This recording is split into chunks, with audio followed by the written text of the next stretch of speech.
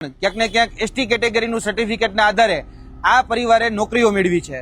નોકરીઓ મેળવી એ ક્યાંક ને ક્યાંક એસટી કોટાની જે નોકરીઓ હતી એ એસટી કોટાની નોકરીઓ મેળવેલી છે. આ વ્યક્તિ ઓબીસીમાં આવે છે કે એ વ્યક્તિ લોકરક્ષક દળની ભરતીમાં એસસીબીસી કેટેગરીમાંથી પાસ થયેલો છે. આ હાઈકોર્ટ પીયુની જે ભરતી છે એ હાઈકોર્ટ પીયુની ભરતી એ એસટી કોટાના સીટ ઉપર આ વ્યક્તિ ભરે છે. અને આજથી 2 દિવસ પહેલા જે મુખ્યમંત્રીના વરદ હસ્તે જે નિમણૂક પત્ર આપવામાં આવ્યા એ નિમણૂક પત્રની અંદર આરાધનાબેન માનસુરભાઈ પાલિયા એ વ્યક્તિ રેવન્યુ તલાટી તરીકે એસટી કેટેગરીની સીટ ઉપર એ પાસ થાય છે.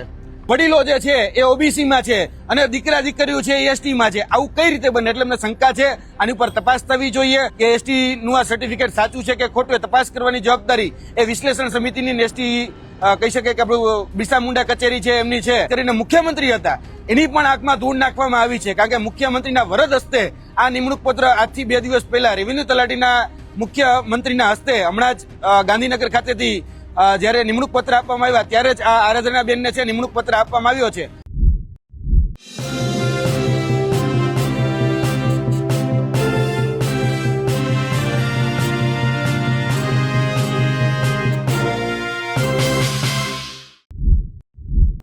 ગુજરાતમાં સરકારી નોકરીઓમાં નકલી એસટી સર્ટિફિકેટ બનાવી નોકરી મેળવવાનું કૌભાંડ બહાર આવ્યું છે. આપ નેતા યુવરાજસિંહ જાડેજાએ આવા જ એક કિસ્સાનો પર્દાફાશ કર્યો છે.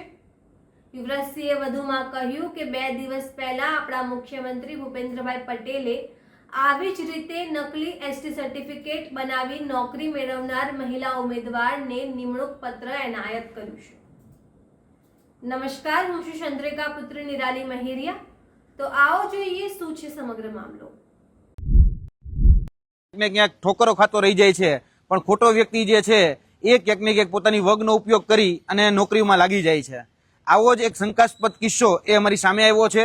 અને આ જે કિસ્સો છે એ રાજકોટ જિલ્લાના જસદણ તાલુકાના પારેવાડા ગામનો છે. અને આ ગામમાં જે વ્યક્તિ રહે છે એ નથી તો ગીરબડા કે આલેચનો વ્યક્તિ કે નથી એ વ્યક્તિ ઉમરગામથી અંબાજીનો વ્યક્તિ, છતાં પણ ક્યાંક ને ક્યાંક એસટી કેટેગરીનું સર્ટિફિકેટના આધારે આ પરિવારે નોકરીઓ મેળવી છે. હવે જોવા જઈએ તો જે વ્યક્તિ છે એટલે કે વ્યક્તિના જે પિતાજી છે એનું નામ છે માનસુરભાઈ લાભુભાઈ પાલિયા, જેનું પોતાનું ઓબીસીનું સર્ટિફિકેટ છે, એસસીબીસીનું સર્ટિફિકેટ છે અને તેના દીકરાઓ પાસે પણ એસસીબીસીનું સર્ટિફિકેટ હતું. અને છતાં પણ એને જે નોકરીઓ મેળવી એ ક્યાંક ને ક્યાંક એસટી કોટાની જે નોકરીઓ હતી એ એસટી કોટાની નોકરીઓ મેળવેલી છે. હવે જ્ઞાતિથી કે સંબંધના કે લોહીના સંબંધથી અત્યાર સુધી જોઈએ તો આ વ્યક્તિ ઓબીસીમાં આવે છે. અને ખાસ કરીને જે માનસુરભાઈ લાભુભાઈ પાલિયા ના જે દીકરા છે વિશાલભાઈ માનસુરભાઈ પાલિયા તે 2017ની જે 17,000 એલઆરડી એટલે કે લોકરક્ષક દળની જે ભરતી થઈ એ લોકરક્ષક દળની ભરતીમાં તમે જોઈ શકો છો કે એ વ્યક્તિ લોકરક્ષક દળની ભરતીમાં એસસીબીસી કેટેગરીમાંથી પાસ થયેલો છે. આ એસસીબીસી કેટેગરીમાંથી 2017માં આ વ્યક્તિ જે છે એલઆરડીની પીઈટી અને પીએસટી ટેસ્ટ, જેને ફિઝિકલ સ્ટાન્ડર્ડ ટેસ્ટ કહેવાય, એ ફિઝિકલ પરીક્ષા જે છે આ વ્યક્તિ એસસીબીસીમાં પાસ થયેલો, મુખ્ય પરીક્ષા પાસ ન કરી શક્યો. પછી આ વ્યક્તિ પાસે અચાનક જયારે 2019માં ફોર્મ ભરે છે હાઈકોર્ટ પીયુન, ત્યારે એ વ્યક્તિ હાઈકોર્ટ પીયુની જે ભરતી છે એ હાઈકોર્ટ પીયુની ભરતી એ એસટી કોટાના સીટ ઉપર આ વ્યક્તિ ભરે છે. અને એસટી કેટેગરીના કોટા ઉપર આ વ્યક્તિ પાસ થાય છે અને એસટી કેટેગરીમાં આવવાના કારણે ઝડપથી પ્રમોશન થાય. એટલે વર્તમાનમાં આ જે વ્યક્તિ છે એટલે કે વિશાલ માનસુરભાઈ પાલિયા એ વર્તમાનમાં રાજકોટ જે કોર્ટ છે, રાજકોટ ડિસ્ટ્રિક્ટ કોર્ટ છે, રાજકોટ ડિસ્ટ્રિક્ટ કોર્ટની અંદર અત્યારે ક્લાર્ક તરીકે પ્રમોશન મેળવી ચૂકેલા છે. આ એના પહેલા દીકરા કે જે મોટા દીકરા છે એમની વાત છે. ત્યારબાદ એમના જે બીજા દીકરા છે કહી શકાય કે એમના જ પરિવારના જે બીજા વ્યક્તિ છે મોહિતભાઈ પ્રવીણભાઈ પાલિયા, જે કહી શકાય કે મોહિતભાઈ જે છે એના મોટા બાપુના દીકરા છે. 2016-17ની જે ફોરેસ્ટની ભરતી હતી એ 2016-17ની ફોરેસ્ટની ભરતીમાં આ વ્યક્તિ એસસીબીસી કેટેગરીમાંથી ફોર્મ ભરે છે. અને એસસીબીસી કેટેગરીમાંથી ફોર્મ ભરે છે ત્યારે એ વ્યક્તિ ક્યાંક ને ક્યાંક વેઇટિંગ લિસ્ટમાં આવે છે. તમે આ જોઈ શકો છો એસસીબીસી કેટેગરીમાંથી ફોર્મ ભર્યું છે. આ ફોરેસ્ટ બીટગાર્ડનું રિઝલ્ટ છે. અને ફોરેસ્ટ બીટગાર્ડના રિઝલ્ટ બાદ 2021માં જયારે ફોર્મ ભરે છે ત્યારે 2021માં પશુધન નિરીક્ષકની જે પરીક્ષા છે એનું જે પ્રોવિઝનલ મેરિટ લિસ્ટ છે એ પ્રોવિઝનલ મેરિટ લિસ્ટની અંદર આ વ્યક્તિ જે છે એ એસટી કેટેગરીમાં પાસ થયેલો તમને જોવા મળશે. તેની સાથે સાથે કહી શકાય કે એમના જે બેન છે, એમના જ બેન એટલે કે આરાધના બેન એ વર્તમાનમાં હમણાં જ આજથી 2 દિવસ પહેલા જે મુખ્યમંત્રીના વરદ હસ્તે જે નિમણૂક પત્ર આપવામાં આવ્યા, એ નિમણૂક પત્રની અંદર આરાધનાબેન માનસુરભાઈ પાલિયા એ વ્યક્તિ રેવન્યુ તલાટી તરીકે એસટી કેટેગરીની સીટ ઉપર એ પાસ થાય છે.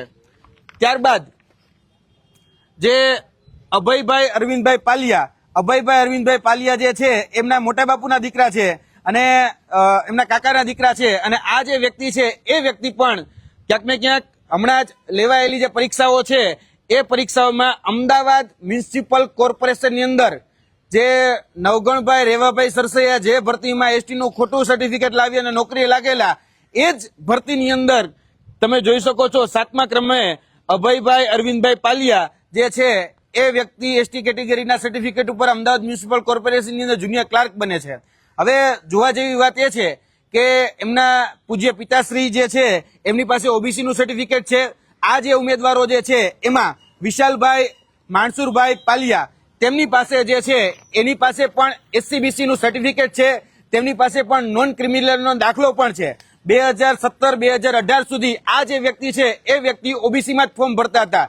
અચાનક જ એવું તો શું બન્યું કે 2019માં આ વ્યક્તિ પાસે એસટી કેટેગરીનું સર્ટિફિકેટ આવી ગયું. અને વાત બીજી કે એમના પૂજ્ય પિતાશ્રી પાસે પણ ઓબીસી નું સર્ટિફિકેટ છે, એમના પૂજ્ય કાકાશ્રી પાસે પણ ઓબીસી નું સર્ટિફિકેટ છે અને એમના પૂજ્ય જે માનસુરભાઈના સગા બેન જે છે એ સગા બેન ગીતાબેન જે છે એ ગીતાબેન 2017ની જે સ્થાનિક સ્વરાજની ચૂંટણીમાં પંચાયતની જે ચૂંટણી હતી એમાં સરપંચ બન્યા છે જામનગર જિલ્લાના જામુડા ગામમાંથી. 5 વર્ષની એને સરપંચ પદ ભોગવ્યું છે. ત્યારે એ ઓબીસી મહિલા અનામતની સીટ હતી. એ ઓબીસી મહિલા અનામતની સીટ ઉપર એમના જ ફૈબા એટલે કે વિશાલભાઈના આરાધનાબેનના ફૈબા એ ઓબીસી અનામતની મહિલા અનામતની સીટ ઉપરથી એ ચૂંટણી પણ લડેલા છે.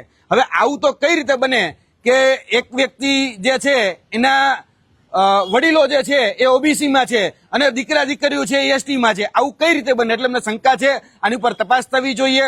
હવે વાત રહી બીજી કે ડોક્યુમેન્ટ વેરિફિકેશન. તો કોઈ પણ વ્યક્તિ જયારે ડોક્યુમેન્ટ કહી શકાય કે પરીક્ષા પાસ કરે તો પહેલું ડોક્યુમેન્ટ વેરિફિકેશન થાય ભરતી બોર્ડથી. એટલે ભરતી બોર્ડ અહીંયા ગૌણ સેવા પસંદગી મંડળ લાગે, તો ગૌણ સેવા પસંદગી મંડળમાં ભરતી બોર્ડમાં જયારે ડીવી કરવામાં આવ્યું તો ત્યારે કેમ ચેક કરવામાં આવ્યું? ત્યારબાદ બીજું વેરિફિકેશન થાય વિભાગીય એટલે કે મહેસૂલનું. જે વ્યક્તિ અત્યારે મહેસૂલ તલાટી તરીકે આરાધનાબેન જે લાગ્યા ત્યારે એનું મહેસૂલમાં જયારે જાય ત્યારે એ વિભાગીય ડોક્યુમેન્ટ વેરિફિકેશન થાય તો ત્યારે એમાં કેમ તપાસ કરવામાં આવી? ત્રીજું કાસ્ટ વેરિફિકેશન માટે જે વ્યક્તિ એસટી કેટેગરીમાં આવતો હોય તેનું ડોક્યુમેન્ટ વેરિફિકેશન બિરસા મુંડા કચેરીની જે આદિજાતિ કચેરી છે તેમાં, તો તેમાં પણ એનું કેમ ક્રોસ વેરિફિકેશન કરવામાં ન આવ્યું? એટલે આ બધી જ જગ્યાએ ક્યાંક ને ક્યાંક જોવા જઈએ તો લોકરક્ષક દળ, ત્યારબાદ હાઈકોર્ટ, ત્યારબાદ કહી શકાય કે અમદાવાદ મ્યુનિસિપલ કોર્પોરેશન, ફોરેસ્ટ અને હવે જીપીએસસી, કારણ કે આ વ્યક્તિ હવે જીપીએસસીની એસટીઆઈ સ્ટેટ ટેક્સ ઇન્સ્પેક્ટરની જે પરીક્ષા છે એ પણ એસટી કેટેગરીના કોટા ઉપર પાસ કરે છે, જેનું આખું ખાનદાન આખું જે પરિવાર છે એ ઓબીસી છે. હવે એના દીકરા દીકરી કઈ રીતે એસટી થઈ ગયા એ બહુ કહી શકાય કે શંકાનો વિષય છે, એની તપાસનો વિષય છે. વાત બીજી કે એસટી કેટેગરીનું સર્ટિફિકેટ કાઢવા માટે સૌથી મોટી જરૂરિયાત હોય છે પેઢીનામાની. એમાં સોગંદનામું કરવું પડે, પેઢીનામું કાઢવું પડે, પંચોની સાઇન જોઈએ, તલાટીઓની સાઇન જોઈએ.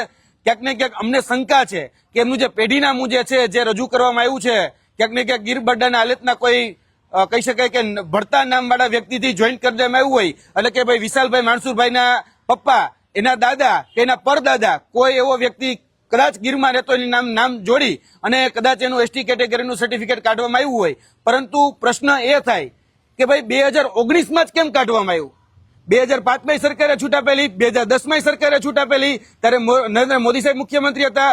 ત્યારબાદ કહી શકાય કે વિજયભાઈ રૂપાણી આવ્યા, કહી શકાય કે આનંદીબેન આવ્યા ત્યારે પણ છૂટ આપી હતી, પણ ત્યારે નથી કાઢવામાં આવતું. આ એસટી કેટેગરીનો લાભ એ જોવા જઈએ તો 2019માં લેવામાં આવે છે. અને શા માટે લેવામાં આવે છે? અને જે પેઢીનામું રજૂ કરવામાં આવ્યું છે એ પેઢીનામુંમાં ક્યાંક ને ક્યાંક ગફલો કરવામાં આવ્યું હોય એવું સ્પષ્ટપણે દેખાય છે. કારણ કે એસટી કેટેગરીના સર્ટિફિકેટ ઉપર જે વ્યક્તિ નોકરી મેળવે તેને નોકરી ઝડપથી મળી જાય, પોસ્ટિંગ ઝડપથી મળી જાય અને પ્રમોશન પણ ઝડપથી મળી જતું હોય છે. જેમ કહી શકાય વિશાલભાઈ માનસુરભાઈ જે રહ્યા એ હાઈકોર્ટ પીયુનમાં 2019ની ભરતીમાં લાગ્યા હતા. અત્યારે એ જે કોર્ટ છે એટલે કે રાજકોટ કોર્ટની અંદર એ ક્લાર્ક બની ગયા છે. એટલે ઝડપથી એસટી કેટેગરીના જે પણ ઉમેદવાર હોય એનું પ્રમોશન થઈ જતું હોય છે. એટલે ક્યાંક ને ક્યાંક ઘણા બધા પ્રશ્નો જે છે એ ઉભા કરે છે. આ સગવડીઓ જે જ્ઞાતિ ધર્મ જે છે એ ક્યાંક ને ક્યાંક અમને શંકામાં લાગી રહ્યો છે ક્યાંક ને ક્યાંક આપણે ચોરના હાથમાં તિજોરીની ચાવી નથી સોંપી રહ્યા ને એની તપાસ કરવાની જવાબદારી કે એસટી નું આ સર્ટિફિકેટ સાચું છે કે ખોટું એ તપાસ કરવાની જવાબદારી એ વિશ્લેષણ સમિતિની એસટી કહી શકે કે આપણું બિરસા મુંડા કચેરી છે એમની છે. તમે આ માધ્યમથી સરકારને અપીલ કરીએ છીએ કે તાત્કાલિક ધોરણે જે સગવડીઓ જે જ્ઞાતિ ધર્મ અપનાવે છે એની તપાસ કરવામાં આવે કે 2018 પહેલા આખું જ પરિવાર ઓબીસી હોય અને 2018 પછી આખું જ પરિવાર એસટી થઈ જાય. આવું કઈ રીતે? પરિવાર નહીં પણ બધું પરિવારના દીકરા, બાકી એમના પપ્પા પાસે, એમના ફૈબા પાસે, એમના કાકા પાસે, એમના અન્ય લોકો પાસે, મોટા બાપુ પાસે, એ બધા તો ઓબીસી ના સર્ટિફિકેટ ઉપર જ આજે હયાત છે અને એમના જન્મના દાખલાથી લઈ મરણના દાખલાથી લઈ તમામ જે દાખલાઓ છે એમાં એ ઓબીસી જ છે.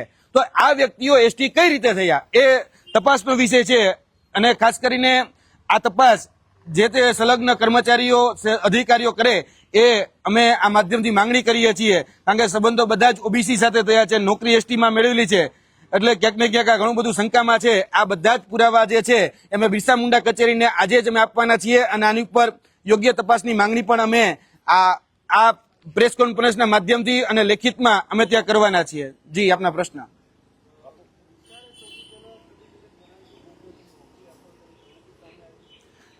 સૌપ્રથમ જે નોકરી કોઈ વ્યક્તિએ ખોટી રીતે મેળવી હોય તો એમાં પહેલું નામ જે છે કે શંકાસ્પદ જે સર્ટિફિકેટ હતા વિશાલ માણસુભાઈ પાલિયાના હતા કે જેને પોતે 2017માં લોકરક્ષક દળની પરીક્ષા એ એસસીબીસી કેટેગરીમાંથી આપેલી છે, જેમાં પીએસટી એટલે કે ફિઝિકલ સ્ટાન્ડર્ડ ટેસ્ટ પરીક્ષા પાસ કરે છે, પ્રિલિમિનરી પરીક્ષા પાસ નથી કરી શકતા. એ જ વ્યક્તિ 2019માં હાઈકોર્ટ પીયુનની જે ભરતી બહાર પડે ત્યારે એ વ્યક્તિ હાઈકોર્ટ પીયુનની અંદર કઈ રીતે એ એસટી થઈ ગયા એ નથી સમજાતું. પછી એના જ આધારે એનો જ વ્યક્તિનો સંદર્ભ લઈ અને આરાધનાબેન છે, અભયભાઈ છે, મોહિતભાઈ છે, આ બધા જ લોકોએ ક્યાંક ને ક્યાંક સંદર્ભ ખોટો આપેલો હોય અથવા તો પેઢીનામું ખોટું આપેલું હોય એમની અમને પ્રબળ શક્યતાઓ લાગેલી છે. એટલે ક્યાંક ને ક્યાંક આની ઉપર તપાસ થવી એ ખૂબ જરૂરી છે. આ બધી જ બાબતો જે છે એમાં બિરસા મુંડા કચેરી અને વિશ્લેષણ સમિતિ છે એ જ આ શંકાનું સમાધાન કરી શકે છે.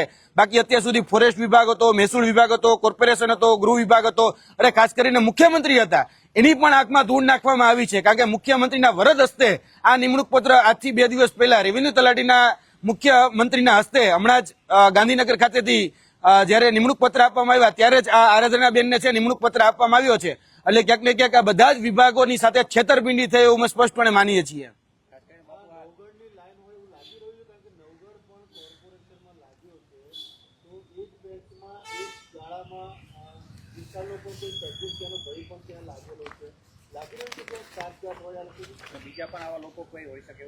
નવગણભાઈ રેવાભાઈ સરસૈયા જે વ્યક્તિ છે એ વ્યક્તિ આજથી અમદાવાદ મ્યુનિસિપલ કોર્પોરેશનની જે 6 મહિના પહેલા નિમણૂક થઈ તેમાં આ નવગણભાઈ રેવાભાઈ સરસૈયા ખોટા એસટીના દાખલા ઉપર નોકરી મેળવેલી હતી. અત્યારે એને જોવા જઈએ તો અમારી જાણકારી મુજબ કંઈક સસ્પેન્ડ કરવામાં આવ્યા છે. એ જ આ નોકરીનું લિસ્ટ છે, એ આ એનું જ લિસ્ટ છે. એ જ લિસ્ટની અંદર 7મા ક્રમે જે ભાઈ લાગ્યા છે નામ છે અભય અરવિંદ પાલૈયા, અભયભાઈ અરવિંદભાઈ પાલિયા. હવે આ અરવિંદભાઈ પાલિયા જે છે એ પોતે ઓબીસી નું સર્ટિફિકેટ ધરાવે છે, પણ એના દીકરા જે છે ઈ અભયભાઈ એસટી કેટેગરીનું સર્ટિફિકેટ ધરાવે છે. એટલે શંકા બહુ પ્રબળ છે કે આ અમદાવાદ મ્યુનિસિપલ કોર્પોરેશનની અંદર નવગણ રેવાભાઈ સરસૈયા જે લાઈનથી ચાલ્યા કદાચ એ જ લાઈનથી ચાલ્યા હશે. કદાચ એવું બની શકે કે પોરબંદરના રાણાવાવ ખાતેથી અથવા તો કહી શકાય કે જુનાગઢના ગીર વિસ્તારના ખોટા નેસડાના પેઢીનામાં બતાવીને આ લોકોએ ક્યાંક ને ક્યાંક કૌભાંડ આચર્યું હોઈ શકે છે. આ નવગણભાઈ રેવાભાઈ સરસૈયા વાળી જ લાઈન છે અમદાવાદ મ્યુનિસિપલ કોર્પોરેશનની અંદર લાગેલા જે વ્યક્તિ છે તે. જી,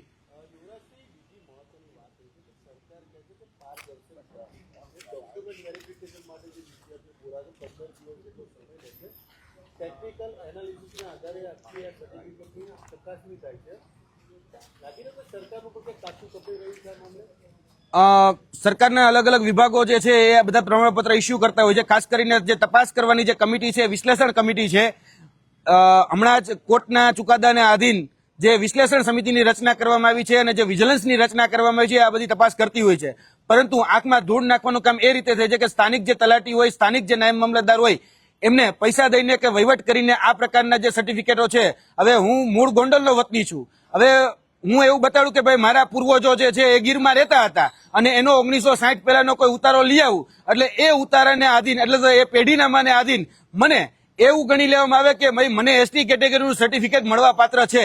આ નીતિ નિયમ છે કે ભાઈ કોઈ વ્યક્તિ ભૂતકાળમાં 1956 પહેલા જો ગીર બડા હાલતમાં રહેતા હોય તો એના આધારે આ પેઢીનામું બનતું હોય છે. એટલે લોકો કરે છે શું કે ભાઈ મળતા એના પૂર્વજોનું જે નામ હોય દાદા પરદાદાનું એનો ક્યાંક ને ક્યાંક ભળતું નામ ગોતી અને પોતે ત્યાંથી પેઢીનામું બનાવી દેતા હોય છે. ફોરેસ્ટરને હોય, તલાટીને હોય કે નાયબ મામલતદારને પૈસા આપી અને આ પ્રકારના બોગસ સર્ટિફિકેટો જે ઉભા કરવામાં આવે છે. એટલે જ કહું છું કે સાચો આદિવાસી જે છે, જેને ખરેખર જરૂરિયાત છે, જે હકદાર છે, જે લાયક છે, એના મોઢાનો કોળિયો જે છે આવા જે કહી શકાય કે ઉભા કરેલા સેટિંગબાજ જે લોકો છે એ ક્યાંક ને ક્યાંક છીનવી રહ્યા છે. આ ભૂતકાળમાં પણ આ ઇસ્યુ બહુ મોટો થઈ ગયો. ગાંધીનગરની અંદર આંદોલન પણ થયા છે. હજી પણ આ વસ્તુનું નિરાકરણ નથી આવ્યું. જી યુવરાજજી, ખાસ કરીને આ જે પરીક્ષાની જે આખી વેરિફિકેશનની પ્રોસેસ હોય તો એની અંદર બી ક્યાંય આ લોકોએ ચકાસણી નહીં પૂરતી કરી હોય એવું લાગે છે તમને? વિશ્લેષણ સમિતિ અને વિશ્લેષણ સમિતિ અંતર્ગત આવતી અલગ અલગ સમિતિઓ, એમાં ખાસ કરીને મામલતદાર કચેરીથી લઈને તલાટી સુધીના જે કર્મચારીઓ છે તે એમાં ક્યાંક ને ક્યાંક પૈસાનો વહીવટ થઈ જતો હોય. બીજું કે વિશ્લેષણ સમિતિ પણ છે, અમારા અંગત જે સૂત્રો છે અને અધિકારીઓ જે છે એવું કહી રહ્યા છે કે વિશ્લેષણ સમિતિના અમુક અધિકારીઓ જે છે એ ભ્રષ્ટાચાર કરીને આ પ્રકારના સર્ટિફિકેટ આવે છે, નામ ન દેવાની શરતે એને ઘણી બધી વાતો અમારી સાથે કરેલી છે. પરંતુ અમારી પાસે આધારભૂત પુરાવો નથી એટલે અમે વાત મૂકી નથી શકતા. પરંતુ ક્યાંક ને ક્યાંક જે અધિકારીઓ છે, તલાટી છે, રેવન્યુ તલાટી છે, જે મામલતદાર છે, નાયબ મામલતદાર છે, એ સેટિંગ કરી અને ગીરબડ્ડા આલેચમાં ખોટો ઉતારો બતાડી, ખોટું પેઢીનામું બતાડી અને આ પ્રકારના જે કૌભાંડ છે, મોડસ ઓપરેન્ડી આ છે કે જે પેઢીનામું છે, જે સોગંદનામું કરવામાં આવે છે એ સોગંદનામાની ક્રોસ વેરીફાઈ કે કરવામાં નથી આવતું. અને જે ઉતારો જે છે એમાં ખાસ કરીને જે સંદર્ભ ટાંકવામાં આવે છે એ તમામ સંદર્ભો જે છે ક્યાંક ને ક્યાંક નકલી જે છે એ મૂકવામાં આવે છે. અને પંચોના જે સ્ટેટમેન્ટ લેવામાં આવે છે એ પંચો પણ ઉભા કરેલા હોય છે અને પંચો પણ ક્યાંક ને ક્યાંક પૈસોથી ઉભા કરેલા પંચોના એ વેરિફિકેશન લેવામાં આવતા હોય છે. જી તો જેમ તમે યુવરાજસિંહ જાડેજાની વાત સાંભળી, તમે આ વિશે શું વિચારો છો અમને જરૂરથી કમેન્ટ કરીને જણાવજો. સાથે સાથે સરકારે અમારું જૂનું ફેસબુક અને ઇન્સ્ટાગ્રામ પેજ ભારતમાંથી બેન કરી દીધું છે, તો તમે અમને અમારા નવા પેજ પર ફોલો પણ કરી શકો છો. અત્યાર માટે બસ આટલું જ. ધન્યવાદ.